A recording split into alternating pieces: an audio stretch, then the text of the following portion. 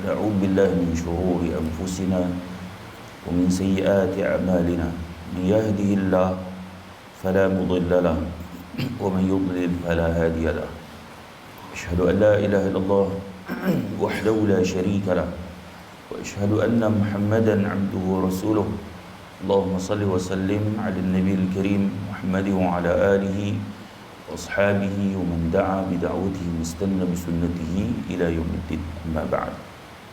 Bagi Tuan Imam, Pembilal, pengurusi di jatuh puasa masjid, muslimin muslimat, mudah-mudahan kita semua dirahmati oleh Allah Subhanahu wa taala. Kita masih menggunakan kitab ensiklopedia adab Islam, dan kita sampai pada mengajak pada yang makruf dan mencegah pada yang mungkar. Nabi SAW bersabda, kata Nabi, man ra'a munkaran falyughayyirhu biyadihi fa in lam yastati' fa bilisanihi wa in lam yastati' fa biqalbihi wa dhalika ad'aful iman. Hadis sahih Muslim. Nabi kata, siapa yang melihat satu kemungkaran, maka hendaklah dia mengubahnya dengan tangannya. Siapa yang tak mampu, hendaklah dia mengubah dengan lidahnya. Siapa yang tak mampu, hendaklah dia mengubah dengan hatinya. Dan mengubah dengan hati itu adalah selemah-lemah iman. Hadis ni merupakan perintah yang paling utama untuk mencegah kemungkaran. Mengajak pada kebaikan dan mencegah pada kemungkaran ni suatu perkara yang penting, kerana itulah para rasul diutuskan. Agama ni dia akan lenyap kalau mengajak kepada kebaikan yang makruf dan mencegah kemungkaran itu hilang, agama juga akan lenyap. So yang kata ma'ruf tu apa? Amar ma'ruf, mengajak kepada yang ma'ruf. Ma'ruf tu apa? Sesuatu yang dianggap baik oleh syariat, diperintah untuk melakukan, dan segala bentuk ketaatan pada Allah, itu dinamakan ma'ruf. Maksudnya, apa saja yang baik di sisi agama, buat dapat pahala, yang tu ma'ruf. Senang cerita macam tu. Mungkar pula apa? Kita cegah mungkar. Mungkar tu apa? Mungkar tu segala yang dilarang oleh syarak, ataupun segala yang menyalahi syariat, yang tu mungkar. Semua yang berdosa, kalau buat dosa, mungkar. Adapun masyarakat kadang-kadang dia benda tu dia nampak baik pada masyarakat tapi tidak pada syariat. Begitulah sebaliknya. Sebab tu kita kena faham definisi ma'ruf dan definisi mungkar dulu. Sebab ada benda yang baik di sisi masyarakat tapi benda tu tak baik di sisi syariat. Ada benda yang masyarakat nampak buruk tapi di sisi syarak yang tu tak buruk, itu baik. Supaya nanti kita boleh faham dan akhirnya tak ada lah kita duk ajak benda yang mungkar dan cegah yang makruf. Ajak benda mungkar sebab bagi kita yang tu kita nampak makruf, sebab dalam masyarakat kita benda tu nampak makruf, sedangkan di sisi agama yang tu mungkar. Imam An-Nawawi rahimahullah dalam syarahnya ke hadis ni dia kata, maka seseorang yang mengubah kemungkaran dengan setiap bentuk yang dia mampu, tak cukup sekadar memberi peringatan bagi sesiapa yang mampu mengubah dengan tangannya. Imam Nawawi sebut tak cukup Kalau dia hanya bagi peringatan, dia ubah dengan lidah dia, tak cukup dia bercakap. Bagi siapa yang mampu mengubah dengan tangan, yang ni orang yang ada kuasa. Tak boleh juga berpada dengan membenci dan dengan hati bagi sesiapa yang mampu menghalang dengan lisan. Orang yang ada kemampuan untuk menghalang dengan lisan, dia tengok kemungkaran, dia mampu menghalang dengan lisan. Tak cukup kalau dia halang dengan hati dia, tak cukup. Dia tak redha dengan hati dia, tak cukup. Maksudnya dia tu sendiri mesti menghalang kemungkaran itu dengan lidah dia. Baik, kalau kuasa, yang ada kuasa ni contoh kerajaan, polis ada kuasa, bila mungkar dia kena cegah dengan kuasa dia.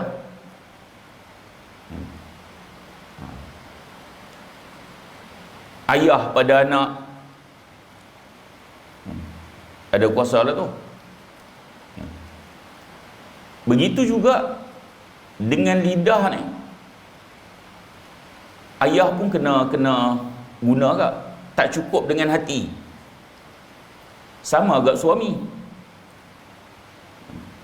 Tapi malangnya ramai orang dia sekadar dia membenci dengan hati je, sedangkan dia punya level tu patutnya dia bukan dengan hati, dia mesti kena dengan kuasa, dengan tangan ataupun dengan lidah dia. Imam An-Nawawi kata tak cukup kalau begitu. Kalau mampu dengan lidah, kena lidah. Isteri keluar rumah pakai tak tutup aurat, tak cukup suami hanya membenci dalam hati, tak cukup. Tak cukup. Begitu juga seorang ayah, anak perempuan dia keluar rumah dengan pakaian yang tidak menutup aurat, tak cukup hanya dia membenci dalam hati, tak cukup. Paling tidak mesti dengan lidah dia kena tegur, dia kena larang. Ni berapa kali dah abang tak bagi pakai baju ni, ni kan ketat ni, kenapa? Tak boleh dalam hati ya. Tuan-tuan, untuk pakaian wanita, majoriti yang bertudung tidak menutup aurat dengan sempurna. Itu yang bertudung tu. Hak tak pakai tudung tu kira dah tentu dah. Sebab masyarakat kita memandang pakai tudung tu kira menutup aurat. Tapi di sudut syarak, pakai tudung belum tentu sempurna lagi. Di sisi syarak hanya boleh nampak muka dan tapak tangan. Pakaian hendaklah longgar, kan? Tidak tabarruj, tidak berwangi-wangian. Semua tu kena diambil kira, tidak jarang. Tapi berapa ramai yang kita tengok perempuan yang keluar rumah dengan pakaian, nampak pakai tudung tapi tidak mencukupi di sudut syaraknya untuk kita kata dia menutup aurat. Pasal apa suami boleh benarkan? Pasal apa seorang ayah boleh benarkan anak perempuan dia keluar macam tu? Dia tak larang ke? Benda tu mungkar. Ke kita rasa biasa? Mungkar tu rasa biasa? Tu persoalan dia. Pasal ramai sangat.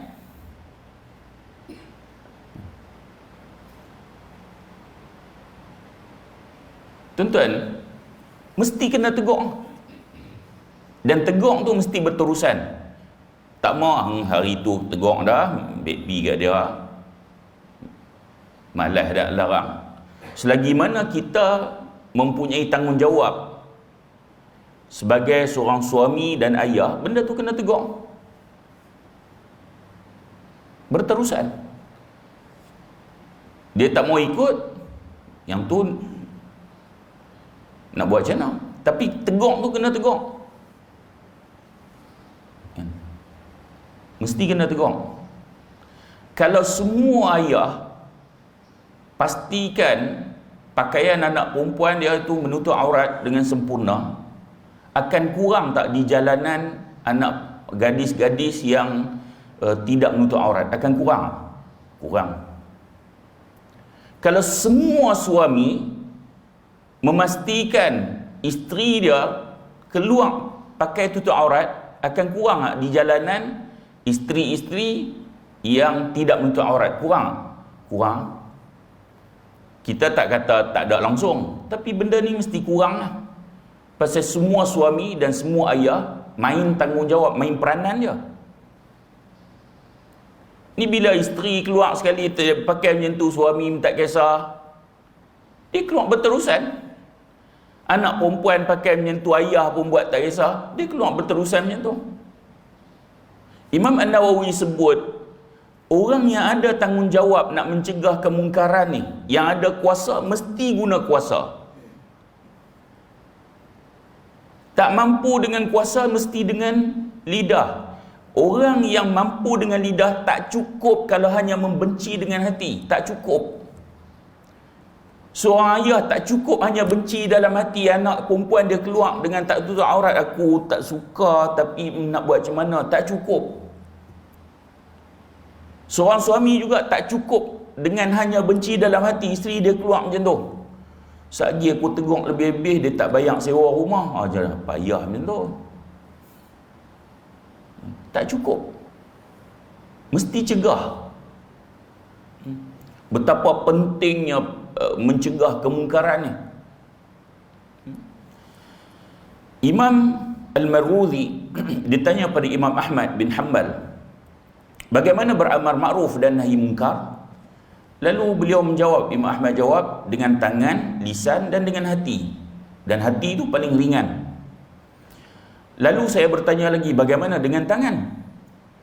Lalu beliau menjawab, memisahkan di antara mereka. Dan saya lihat beliau melalui anak-anak kecil yang sedang bergaduh, lalu mereka memisahkan, beliau memisahkan antara mereka. Dia tanya Imam Ahmad, macam mana nak cegah kemungkaran dengan tangan ni? Imam Ahmad bagi satu contoh lah.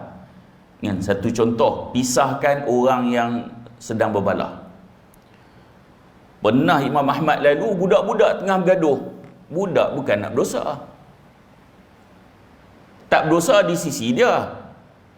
Benda tu bukan mungkar di sisi budak-budak ni, tapi mungkar di sisi kita. Mungkar di sisi kita. So, bila tengok budak-budak bergaduh ni, pisahkan. Itu salah satu daripada mencegah yang mungkar, kata Imam Ahmad. Kita biar budak bergaduh, si ambil ni, zaman lah ni ambil video lagi. Budak tu dah keluar macam-macam, mak kau hijau, apa mau seronok. Publish pula. Patutnya hang kena cegah budak tu bergaduh. Baik. Adapun dengan lisan, seperti bagi nasihat lah. Termasuk juga ialah menggunakan tulisan. Dan kalau zaman dah ni kita ada WhatsApp, ada Facebook kan. Dengan tulisan pun termasuk dalam mencegah menggunakan lisan dengan lidah. Nak kena tegur kalau kita tengok mungkar. Kawan kita mungkar mungkin dengan lisan ni, mungkin dia jadi malu, kita WhatsApp dia, kata hang buat tu salah tu, tak betul. Kita kena cegah. Bab mencegah kemungkaran ni dia jadi macam kurang dalam masyarakat kita. Kurang. Kita duk nampak cegah kemungkaran ni kalau lelaki perempuan duk dalam serumah, hak tu je mesti cegah mungkar. Bagi kita hak tu mungkar. Rupanya apa yang berlaku dalam rumah tangga kita, isteri kita buat benda mungkar, anak kita pun solat tak kisah sangat, benda mungkar. Tapi dalam kepala otak kita hak mungkar, ujung kampung dengar cerita ada lelaki perempuan duduk serumah tak nikah lagi, depa buat mungkar. Hak tu yang nampak mungkar. Kadang mungkar tu berlaku dalam rumah kita. Isteri kita buat mungkar, anak-anak kita buat mungkar, kita buat tak tahu. Duduk nampak mungkar hak nu. Baik. Adapun tingkatan terakhir dalam bab mencegah mungkar ni ialah membenci kemungkaran. Sebab Nabi sebut dengan hati. Mesti benci mungkar tu. Benci kemungkaran ini, kewajipan ini tidak gugur kepada setiap orang Islam. Mesti semua yang mengaku Islam benci mungkar. Mesti.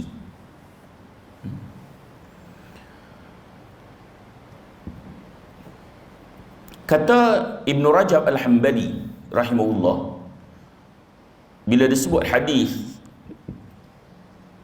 yang atas tu, yang kita sebut tadi ni, dia seluruh hadis ini menjelaskan wajibnya mengingkari kemungkaran sesuai dengan kemampuan, dan sesungguhnya mengingkari dengan hati suatu yang mesti dilakukan.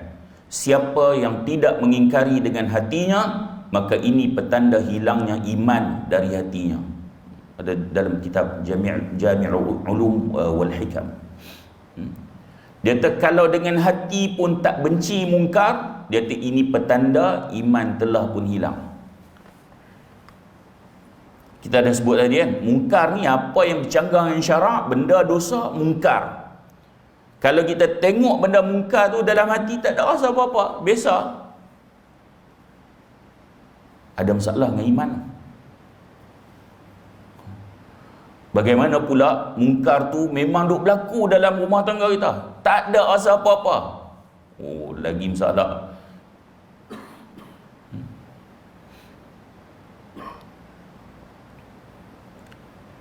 Tuan-tuan, kita nak kena ada cetuskan bila benda dosa ada, kena ada rasa aku tak suka.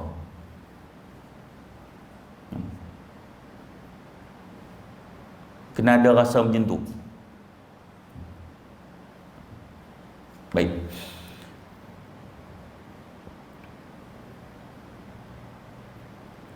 Kata Ibn Rajab Al-Hambali lagi, hadis ini menunjukkan kewajipan mengingkari itu bergantung pada penglihatan. Sebab Nabi sebut, man ra'a mungkaran, siapa yang lihat mungkar. Maksudnya, lihat ni termasuk dia mendengar dengan yakin. Dia tahu maksiat tu memang berlaku. Dan kewajipan mencegah dengan hati ni, kita dah sebut dah tadi, tak mungkin terlepas daripada setiap Muslim. Sebab tu Nabi SAW bersabda, Nabi kata, "Idza umilatil khati'ah fil ardi kana man syahidaha fakariha, kaman ghaba anha, wa man ghaba anha faradiyaha, kana kaman syahidaha." Apabila dilakukan satu kesalahan, satu dosa di atas muka bumi, siapa yang melihatnya lalu bencinya, seperti orang yang tidak berhadapan dengannya. Siapa yang tidak menyaksikannya, tak melihatnya, ataupun tidak berhadapan dengan maksiat itu, lalu dia redha dengan maksiat itu, adalah seperti orang menyaksikannya. Hadis Abu Daud. Nabi kata siapa yang dia nampak kemungkaran, mungkar tu dia nampak, tapi nak cegah dengan kuasa, dia tak ada kuasa. Nak cegah dengan lidah, dia tak mampu. Selagi dia cegah dengan lidah lagi, dia kena demah lagi, memang dua ICU kat hospital, tengok muka garam belaka, dia tak mampu nak teguk dengan lidah. Paling kurang dia tak suka dengan hati dia. Dia tak suka dengan hati dia. Nabi sebut orang yang lihat mungkar tapi dia benci dengan hati dia, seperti dia tidak melihat. Maksudnya dia tak berdosa. Tetapi orang yang dia tak melihat, dia tak berhadapan dengan kemungkaran tu, tapi dia tahu orang cerita benda mungkar tu, dia tahu, tapi dia tak berhadapan, dia tak melihat, cuma dia redha dengan maksiat tu, Nabi sebut seperti dia menyaksikan. Orang cerita kan, apa ni, mai pula dah konsert apa nama, mai yang daripada luar negara, apa hak perempuan hak baru ni 2-3 bulan lepas ni, yang LGBT, penyokong LGBT kan, main konsert. Kita tak pergi tengok pun konsert tu, tak pergi tengok pun, tapi kita redha, biar pergilah, apa masalahnya. Sekali-sekala nak berhibur, sekali-sekala nak berhibur, walaupun dia tak pergi tengok, dia tak ada pada ketika itu, tapi dia redha dengan mungkar seperti dia ada kat situ. Oh, bahaya. Kalau macam tu, berapa ramai yang redha dengan kemungkaran ni? Banyak Dosa free, buta dapat dosa. Dia tak duduk pun kat situ, tak pergi pun konsert tu, cuma dia redha. Maksudnya, apa saja kemungkaran, yang benda yang dosa, kita tak boleh redha. Baik. Dalam amar makruf dan nahi mungkar ni, ada beberapa kaedah yang mesti kita perhati. Kalau kita tak memerhatikan kaedah ni, dia akan menimbulkan kemungkaran, dikhawatiri menimbulkan kemungkaran yang lebih besar lagi. Satu, mesti seseorang yang nak amar makruf dan nahi mungkar, khususnya nahi mungkar lah, sebab amar makruf ni dia lebih mudah daripada nak nahi mungkar. Biasanya bila mengajak kepada kebaikan ni, orang taklah marah sangat, kan? Kita ajak orang jom pergi masjid, biasanya dia taklah marah sangat. Tapi cegah mungkar ni, dia boleh bergaduh. Jadi benda ni nak kena tengok dulu. Pertama sekali, mesti mempertimbangkan antara maslahah dengan mafsadah. Ini kaedah yang sangat penting. Kaedah dalam Islam ni kaedah umum, kan? Tapi dalam nak cegah mungkar khususnya, benda ni jadi khusus. Jika maslahah ni benda baik lah, kan? Mafsadah ni benda buruk, kesan buruk, kan? Kalaulah maslahah yang ditimbulkan lebih besar dari mafsadah, maka dia boleh melakukannya. Kalau dia cegah tu, maslahah dia lebih besar, dia boleh buat. Tapi kalaulah dia cegah tu boleh menimbulkan mafsadah, keburukan yang lebih besar, maka dia tak boleh buat. Baik. Sebab tu Allah Subhanahu wa taala berfirman, ya ayyuhallazina amanu alaikum anfusakum la yadurrukum man dhalla idza ihtadaitum. Wahai orang beriman, perhatikanlah diri kamu, orang yang sesat tidak akan membahayakanmu jika kamu mendapat petunjuk. So orang tu dia nak kena, sebelum dia nak cegah mungkar tu, dia nak kena ada nilai dulu, penilaian. Pernah waktu Ramadan, lepas tu saya pergi kedai pomen, tercerok sikit, pomen motor kan. Ada 2-3 orang anak muda selambar je tak puasa, tapi jenis sembang ni, ni geng-geng macam kaki pukul. Sagi kalau kita nak tegur sagi, dah lah kat sini tak ramai orang. Jadi kita fikir, tak apalah, pilih yang cegah dengan hati ya. Cegah dengan hati. Jadi tuan-tuan, seseorang itu sebelum dia nak buat sesuatu, kan, khususnya dalam bab mencegah kemungkaran tu, dia nak kena tengok maslahah lebih besar ke ataupun mafsadah lebih besar.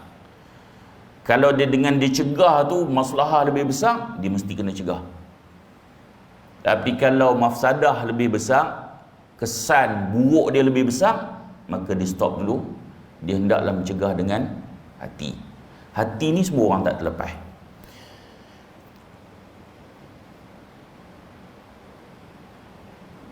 Kemudian ada 4 tingkatan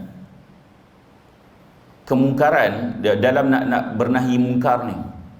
Tingkatan yang pertama dan yang kedua disyariatkan untuk bernahi mungkar. Pertama, hilang kemungkaran secara total dan digantikan oleh kebaikan. Yang ni mesti kita kena nahi mungkar.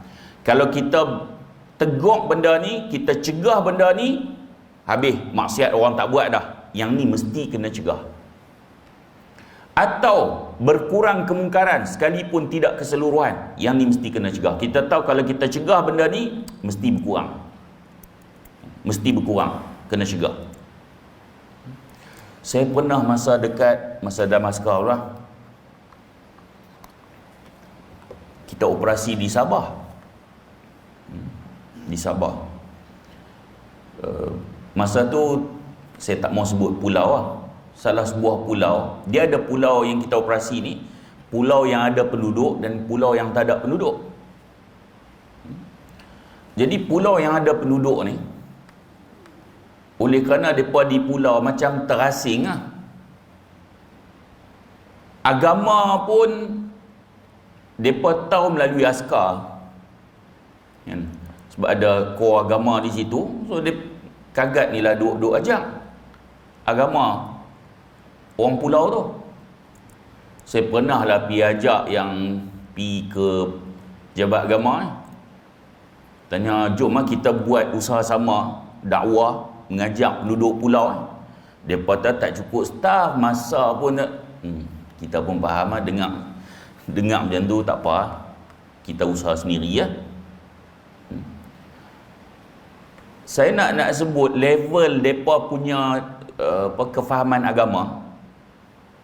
Mak meninggal tu, malam dia boleh main gitar kat kubur, menghiburkan mak yang dah mati tu. Level dia. Level dia. Jadi makcik-makcik ni kadang petang-petang duk bertinggur, orang umur 50 lebih, 60 lebih kan, duk main judi tu. Terang-terang. Jadi saya bila tengok benda tu, saya panggil, cik, jom bawa senjata. Pergi ni. Makcik, benda ni tak boleh main ni, judi ni haram. Sekali lagi main kami tangkap. Lepas itu tak main lah. Dia lepas 3 bulan dia akan tukar unit pula, unit lain bab main kan. Kalau had unit lain tak peduli bab tu, mungkin mereka akan main balik. Sebab orang duduk di pulau ni, mereka boleh tahu, oh lepas ni 2 Melayu, lepas ni 6 Ranger akan main. Mereka pun boleh tahu siapa nak main lepas tu. Jadi kalau lepas tu jenis tak peduli, mungkin mereka main balik. Tapi kita ni, kita rasa kemungkaran ni walaupun dia tak terhapus semuanya, sekurang-kurangnya masa kita tu mereka tak main. So kalau begitu mesti cegah mungkar. Ada pun tingkatan yang ketiga, yang ni perlu ijtihad, ini perlu kita pertimbangkan macam kita sebut tadi kan. Digantikan dengan kemungkaran yang serupa. Kita cegah benda ni, tiba-tiba benda lain pula berlaku. Kemungkaran yang nak lebih kurang kemungkaran yang lain pula berlaku. Ini kita perlu pertimbangkan. Kita nak kena tengok sama ada maslahah lebih ataupun mafsadah lebih. Kalau maslahah kebaikan lebih, kena cegah. Kalau keburukan lebih, tak boleh. Yang keempat, yang ni dilarang apabila digantikan dengan kemungkaran yang lebih besar. Kita cegah mungkar, mungkin mungkar tu benda kecil lah, dengan kita cegah tu berlaku benda yang lebih besar, dia bunuh pula kan? Maka yang tu dilarang untuk mencegah kemungkaran. Yang tu hanya dalam hati. Baik, kita nak kena tengok pula karakter orang yang nak amar makruf nahi mungkar ni. Karakter orang yang nak amar makruf nahi mungkar tu, apa yang perlu ada pada dia? Pertama sekali mesti ilmu. Ilmu ni bukan bermakna nak kena jadi ustaz dulu, tak semestinya. Paling tidak bila dia sebut nak amar makruf, dia tahu makruf tu apa. Bila kita ajak nak cegah mungkar, dia tahu mungkar tu apa. Paling tidak yang tu kena tahu. Jangan nanti dia mengajak kepada yang mungkar dan mencegah yang makruf. Sebab kita sebut kan, dalam masyarakat kadang-kadang mungkar tu di sisi agama, dalam masyarakat benda tu makruf.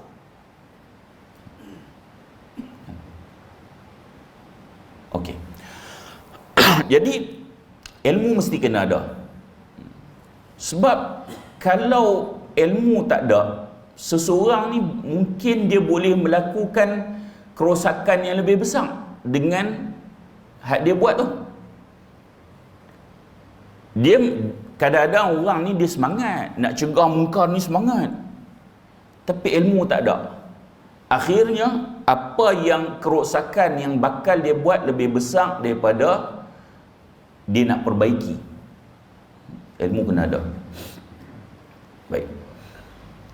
Sebab tujuan untuk kita nak cegah mungkar tu adalah untuk menjadikan orang tu dia takut pada Allah, bukan takut kepada undang-undang je. Kita nak cegah orang supaya tak buat mungkar. Apa tujuan kita? Bukan nak dia takut pada undang-undang je. Kita duk gertak dia, hang kalau buat macam ni kena macam ni. Itu bukan matlamat utama. Kita cegah mungkar tu supaya kita nak sedapkan dia apa yang dia buat tu haram di sisi agama, berdosa, kena takut pada Allah. Yang tu tujuan dia. Baik. Bila nak cegah mungkar ni, Allah sebut mengajak kepada kebaikan dan mencegah mungkar. Allah kata ud'u ila sabili rabbika bil hikmati wal mau'izatil hasanah. Ajaklah kepada Tuhanmu dengan hikmah dan mau'izah hasanah, nasihat yang baik. Hikmah ni dia tengok kepada kesesuaian. Hikmah ni bukan lemah lembut tak. Sebab lepas tu mau'izatul hasanah dah nasihat yang baik lah, yang tu lemah lembut lah. Tapi hikmah ni melihat kesesuaian orang tu, masa, tempat, orang yang nak mengajak kepada kebaikan dan mencegah kemungkaran, benda tu dia nak kena nilai. Itu hikmah. Baik. Yang kedua, lemah lembut. Sebab segala sesuatu yang lemah lembut ni, dia akan nampak lebih indah. Rasulullah SAW bersabda, kata Rasulullah, inna rifqa la yakuna fi syai'in illa zanahu wa la yunza'u min syai'in illa syanahu. Sesungguhnya tidaklah lemah lembut ada pada sesuatu kecuali akan menghiasinya, mencantikkannya, dan tidaklah dicabut dari sesuatu kecuali akan membuatnya buruk. Dan Nabi sebut lagi, innallaha rafiqun yuhibbur rifq wa yu'ti 'ala ar-rifqi ma la yu'ta ma la yu'ti 'ala al-'unfi wa ma la yu'ti 'ala siwa. Nabi kata sesungguhnya sopan santun itu, Allah yang Maha Penyantun menyukai sifat penyantun, yakni lemah lembut dalam semua urusan, dan memberikan dalam lemah lembut apa yang tidak diberikan dalam kekerasan, dan apa yang tidak diberikan dalam selainnya. Hadis Bukhari dan Muslim. Maka orang yang nak mengajak kepada kebaikan, mencegah kemungkaran, dia sifat lemah lembut tu kena ada pada dia. Kita bila nak cegah mungkar, kalau boleh nak cari yang kasar semua, kan? Tengok ni muka garang, hak ni muka ganas, hak ni nak ajak pergi cegah mungkar. Bagi kita itulah karakter yang paling utama kalau nak cegah mungkar. Tapi bila kita tengok balik, salah satu karakter orang nak mencegah mungkar tu, dia kena ada juga yang sifat lemah lembut ni. Berbeza yang kita duk faham kan? Kita betul ya, kalau nak cegah mungkar cari hak muka hak ganas-ganas, hak ni nak cegah mungkar. Mungkin ada keperluan kan, tapi bukan itu semua karakter yang perlu ada pada seseorang yang mengajak pada kebaikan, atau khususnya lebih kepada mencegah kemungkaran. Baik. Sebab tu dalam satu keadaan, kalau kita tengok Allah Subhanahu wa taala berfirman, idhhaba ila fir'auna innahu ta faqula lahu qawlan layyina la'allahu yatadhakkaru aw yakhsha. Pergilah kamu berdua pada Firaun, sesungguhnya ia telah melampaui batas dalam kekufurannya. Kemudian hendaklah kamu berkata padanya dengan kata-kata yang lemah lembut, semoga ia beringat dan takut. Kan? Disuruh jumpa Firaun, hak paling jahat sekali, suruh cakap dengan lemah lembut supaya dia beringat. Sebab ada orang yang kita lawan keras dengan dia tak jalan. Ada orang dia kena slow, kita peringatkan dia slow-slow baru jalan. So sifat lemah lembut tu kena ada. Baik, dalam keadaan lain bukan bermakna kena lemah lembut sepanjang masa. Sebab Allah sebut, ya ayuhan nabi jahidil kufar wal munafiqin waghluz alaihim. Wahai Nabi, berjihadlah menentang orang kafir dan orang munafik dan bertindaklah keras terhadap mereka. Dalam satu hal yang lain, orang yang perlu keras.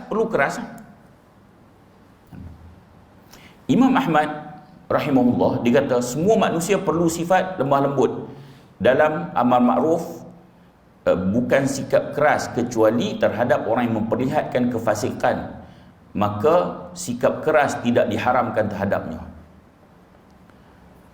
Kata Imam Ahmad, sifat lemah lembut tu sangat penting dalam semua hal, kecuali dia memang memperlihatkan kefasikan. Maksudnya dia tunjuk dia punya dosa tu, dia siap berbangga, dia tak kisah. Dia tak kisah. Ada pun orang yang sembunyi-sembunyi buat mungkar ni, maksudnya dia masih ada sifat malu lagi. Orang yang tunjuk dia buat dosa, tunjuk kefasikan dia dah tak ada malu lah. Dengan Allah pun tak malu, dengan manusia pun tak malu. Jenis macam ni Imam Ahmad kata boleh bersikap keras terhadapnya. Baik. Kemudian sabar. Ni karakter yang perlu ada kepada seorang yang mengajak pada kebaikan, mencegah kemungkaran. Sebab sunnatullah, kalau orang yang mengajak kebenaran ni atau mencegah kemungkaran ni, mesti ada macam-macam cubaan. Mesti. Kita nak mengajak pada kebaikan pun ada cubaan, nak mencegah mungkar pun ada cubaan. Kita nak mengajak kebaikan, yang kita ajak, jomlah pergi masjid, kan? Sebab dia kawan kita. Dia kata, bukan aku tak kenal, baru 2-3 hari ya pergi masjid, ajak aku. Hang tak ingat dulu kita sama-sama, dia main sama-sama macam tu. Kan? Kita pun tak apa, malah lepas ni aku siapa aku tak nak ajak. Sabar tu penting. Baru orang kata macam tu lah, kita dah lemah. Maksudnya tak sabar tu. Sabar ni bepi lah, orang nak kata apa, aku ajak benda hak baik, benda mungkar aku cegah. Orang nak kata apa, bepi, aku sabar. So sabar tu kena ada. Hak ni ramai orang tak ada. Kena sikit, Allah baru mengaji 2-3 kali masjid, nak tunjuk macam ustaz pula. Tak mau aku lepas ni. Habis tak sabar. Baik. Kalau seseorang tu dia tak sabar, maka kerosakan yang ditimbulkan lebih banyak daripada kebaikan. Kalau orang tak sabar. Sebab tu nasihat Luqman kepada anaknya, firman Allah, ya bunayya aqimis salata wa'mur bil ma'ruf wanha 'anil munkar wasbir 'ala ma asabak inna dhalika min azmil umur. Wahai anakku, dirikan salat, suruh manusia kerjakan yang baik dan cegah yang mungkar. Ni Luqman dia pesan pada anak dia, dan pesanan ini Allah berikan pada kita semua, bukan nak cerita tentang Luqman je. Luqman pesan pada anak dia, wahai anakku, dirikan salat. Kemudian wa'mur bil ma'ruf wanha 'anil munkar, ajak pada kebaikan dan cegah mungkar. Pernah kita ajak anak-anak kita, di samping suruh dirikan salat, kita juga suruh dia ajak pada kebaikan, cegah kemungkaran. Kalau tengok kawan-kawan, kalau ajak depa buat baik. Kalau tengok kawan-kawan buat benda tak elok, jangan cegah depa. Pernah kita ajak anak kita benda macam tu? Sedangkan yang ni ya Allah ajak. Walaupun ini nasihat Luqman pada anaknya, Namun inilah nasihat yang Allah berikan pada kita semua. Tapi malangnya kita tak sebut pun ada pada anak kita. Sebab tu mengajak pada kebaikan dan mencegah pada kemungkaran, makin hari makin susut benda tu tak dibuat. Bahkan sampai satu ketika orang akan anggap tak apalah, kubur hang, kubur aku. Kesilapan kadang-kadang bermula apabila ayah tidak mengajak kepada anak dia untuk mengajak pada kebaikan dan mencegah kemungkaran. Tanggungjawab ayah. So anak daripada kecil tak dibiasakan macam tu. Ayah tak pernah cerita pun, tak dibiasakan begitu. Dia membesar dalam keadaan ajak kebaikan dan cegah kemungkaran ni sangat asing. Sangat asing. Bukan sekadar dia tak ajak orang lain kepada kebaikan dan mencegah orang lain buat mungkar, dia sendiri apabila orang ajak dia kepada kebaikan dan mencegah kemungkaran kepada dia sendiri, dia akan anggap kubur hang, kubur aku masing-masing. Baik. Kata Syekhul Islam Ibn Taymiyah rahimahullah, dia kata siapa yang mengajak tetapi tidak sabar, atau sabar tapi tidak mengajak, atau tidak mengajak dan tidak sabar, maka akan timbul dari ketiga macam ini kerosakan. Kebaikan itu hanya terdapat dalam yang mengajak dan bersabar. Dia kata siapa yang mengajak tapi tak sabar, dia duk ajak orang buat baik, duk cegah kemungkaran tapi dia tak sabar. Ataupun dia sabar tapi tak ajak pula, dia jenis orang sabar, kita tahu dia orang sabar tapi tak sayang, tak berdakwah. Atau tidak mengajak dan tidak bersabar. Tiga-tiganya, kata Syekhul Islam Ibn Taymiyah, dia tidak ada kebaikan. Yang ada kebaikan, orang yang mengajak dalam masa yang sama dia sabar. Maksudnya sabar ni penting lah, kepada orang yang mengajak pada kebaikan dan mencegah kemungkaran. Okey. Yang ketiga, kita nak bincang, kalau tuan-tuan ingat balik, apa karakter yang perlu ada? Ilmu, lemah lembut, sabar. Tiga benda ni kena ada. Okey. Syarat perbuatan yang wajib diingkari. Sikit lagi. Tak semua kemungkaran wajib kita ingkar, kecuali perbuatan dan kemungkaran yang memenuhi beberapa persyaratan. Itu yang kata ilmu tu penting. Satu, perbuatan tersebut benar-benar satu kemungkaran, sama ada kecil ataupun besar. Benda tu memang mungkar, kecil ke besar ke, yang tu kena cegah.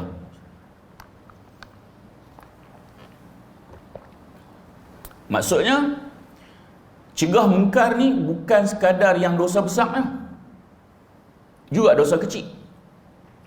Tapi yang kita nampak mungkar tu dosa besar kan. Macam kita kata hak berzina tadi ni, hak dosa-dosa kecil tu kita rasa macam tak perlu cegah. Tuan-tuan tengok dalam masyarakat kita, macam saya sebut tadi kan, yang tidak menutup aurat ni terlalu ramai. Terlalu ramai kan? Kalau kita nak cegah dengan lisan ni, tak buat kerja lain dah kita. Tapi dalam hati kita tu paling tidak ada rasa benci tak? Yang tu penting. Ke dah tak ada rasa apa-apa? Yang tu bahaya. Sebab membenci kemungkaran tu tak terlepas pada setiap umat Islam. Mesti benda tu ada. Tuan-tuan, tolong ingat kalau kita tak ada rasa apa-apa dengan suatu kemungkaran kita lihat, ada masalah pada iman. Okey. Kemudian tidak disyaratkan kemungkaran tersebut berbentuk maksiat. Contohnya, siapa yang melihat anak kecil atau orang gila sedang minum arak, maka wajib atasnya untuk mencegah ataupun melarang. Kan? Orang gila, dia minum arak, dosa dia? Dia tak dosa, sebab dia gila. Kita tu berdosa kalau kita tak cegah. Sebab orang gila dia bukan mukallaf. Yang mukallaf siapa? Kita. Kita bila orang gila dia minum arak, mabuk pergi dia, di sisi dia memang tak berdosa, tapi kalau kita tak cegah dia akan jadi berdosa. Benda tu kan tidak mungkar di sisi dia tapi mungkar di sisi kita. Nak kena cegah. Begitu juga dia kata, apabila seseorang melihat orang gila melakukan zina dengan seorang perempuan gila ataupun binatang, maka wajib atasnya mengingkari perbuatan tersebut. Dia tengok orang gila dengan perempuan gila yang lain duk berzina pula. Mereka bukan mukallaf, tak berdosa, tapi kita tu kena cegah. Sebab di sisi kita benda tu dosa. Ya, kena cegah.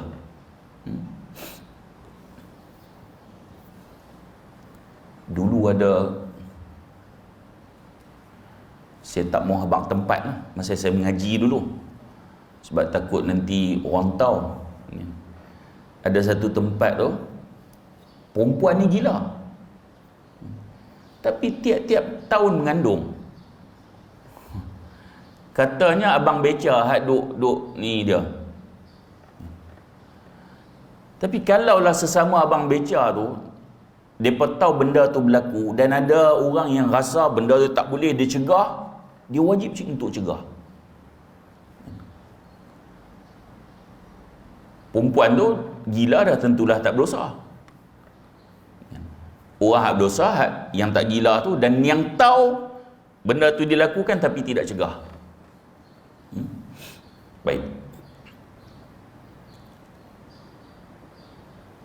Adapun mungkar itu memang jelas. Contohnya berbuka puasa pada bulan Ramadan adalah mungkar. Tapi kena tengok tak, dia buka puasa tu sebab apa? Jangan cepat sangat. Mungkin sebab dia sakit, mungkin dia musafir. Kan?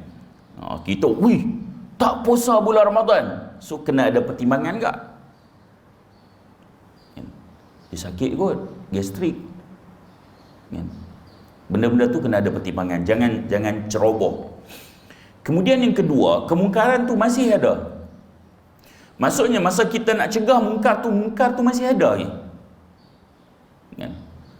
Contohnya kita nak cegah mungkar tu, dia minum arak, dia masih duk minum lagi, hak tu pergi cegah. Adapun kalau selepas dah selesai melakukan kemungkaran tersebut, maka tidak boleh diingkari kecuali dengan nasihat. Benda tu dah selesai lah. Tengok arak pun tak ada dah kat tangan dia, nampaklah dia mabuk bau arak tu. Sebab tujuan cegah kemungkaran tu supaya dia tak buat benda tu. Ni dah, apa yang lebih sesuai? Nasihat. Tunggu esok dia dah stabil, kita pun nasihat dia. Adapun kalau kemungkaran itu dilakukan oleh orang-orang yang bukan fasik lah. Nabi kata, man satara musliman satarahullahu fid dunya wal akhirah. Siapa yang menutupi kesalahan seorang muslim, maka Allah akan tutup dosa dan kesalahannya di dunia dan akhirat. Hadis sahih Muslim. Kita tahu dia buat mungkar, kita nasihat, tapi kena tutup. Jangan duk pergi jajar kat orang lain. Kecuali macam Imam Ahmad cakap tadi ni, orang tu memang fasik, memang jelas-jelas tunjuk kat orang lain. Tapi ada pun orang yang menjaga dia punya ifah dia, dia jaga dia punya maruah dia, dia buat pun diam-diam, hak tu kita kena tutup. Jangan duk cerita orang. Apatah lagi kita tahu hak ni orang baik, mungkin dia tersilap kan? Biasa manusia kan. Kita duk Perlis ni, satu hari tepi kat Penang kita nampak air. Lah, tak sangka dia buat benda ni. Tapi kita tahu dia orang baik. Tutup lah, jangan duk pergi jajar mata. Orang yang tutup, Nabi sebut siapa yang tutup aib seorang Muslim, Allah akan tutup aibnya di dunia dan akhirat. Jangan mudah-mudah duk nak cerita kesalahan orang lain. Kalau kita tutup, Nabi dah sebut kesalahan aib kita di dunia dan akhirat Allah tutup. Tuan-tuan, aib kita banyak. Cuma pasal apa orang tak tahu aib kita? Pasal Allah tutup. Kalau orang tahu aib saya tak main mengajak sini. Saya tak main mengajak sini.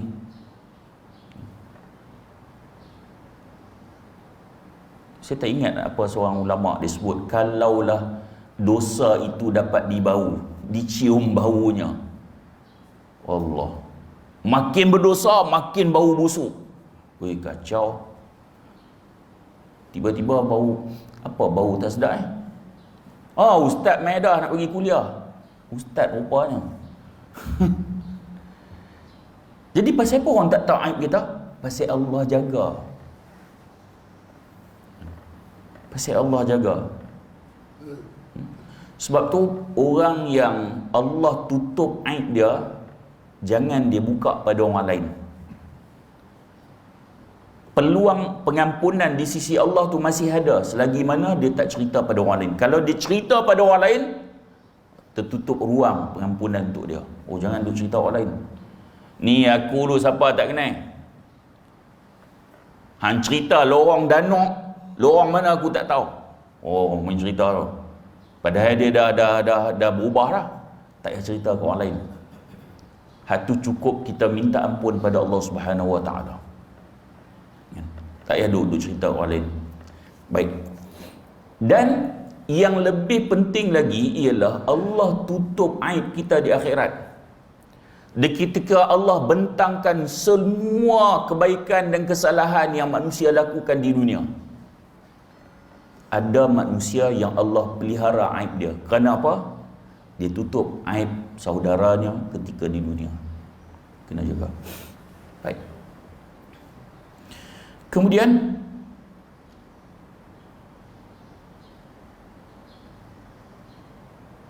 yang ketiga, kemungkaran tersebut memang nyata tanpa orang panggil apa? Di mata-matai. Apa yang sebut?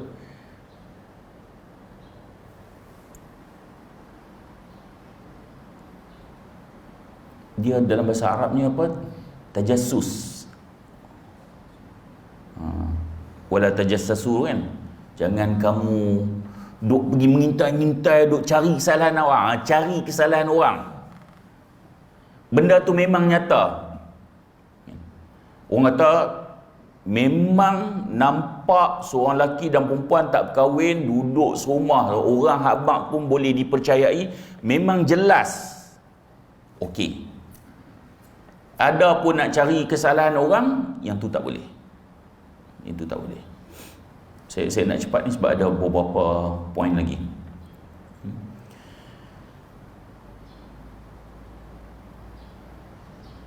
Tuan-tuan,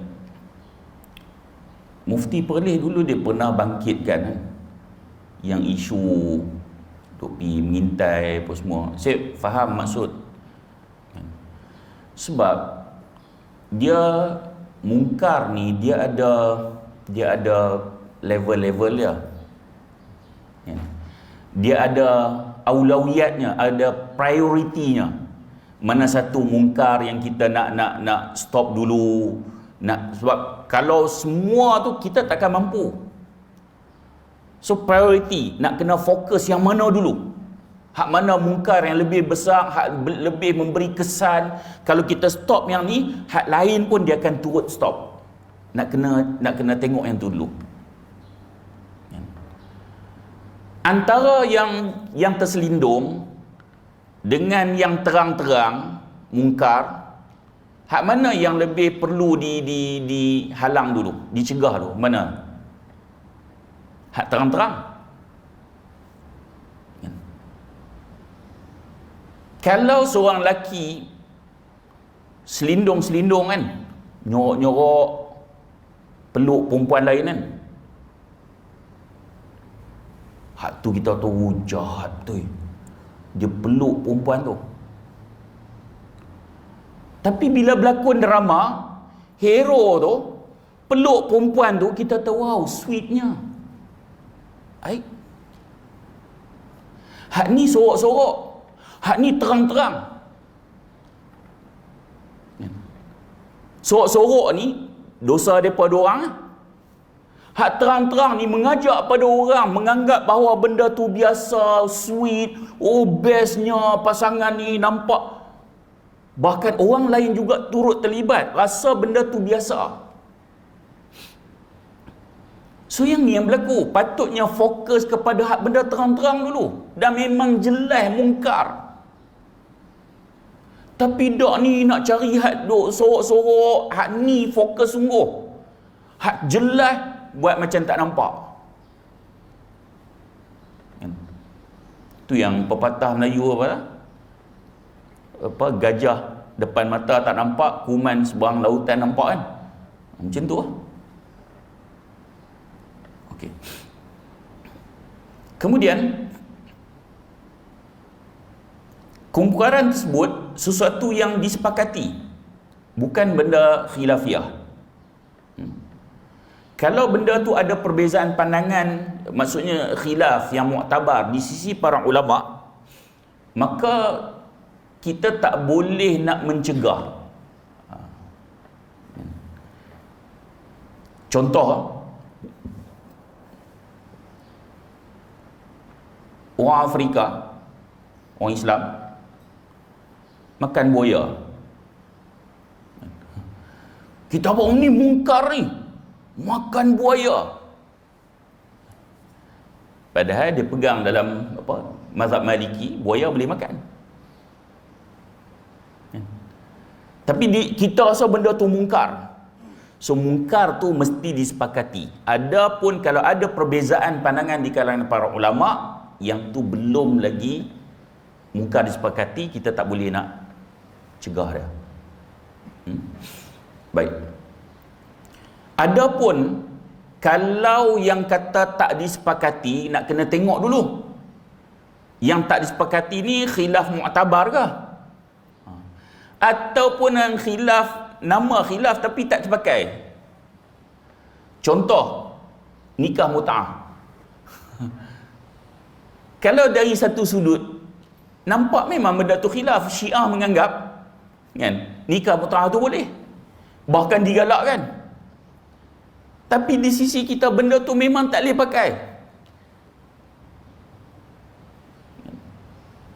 Kalau dah ada kawan kita, dia kata, sebenarnya boleh ni. Di sisi Syiah dia ada nikah kontrak ni. Yang tu tak terpakai. Tetap kita kena cegah. Baik.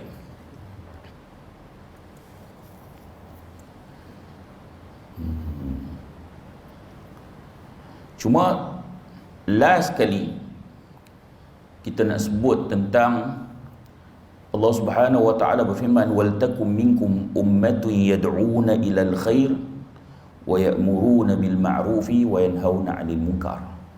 Dan hendaklah antara kamu segolongan umat yang menyeru pada kebaikan dan menyuruh kepada yang ma'ruf dan mencegah dari yang mungkar.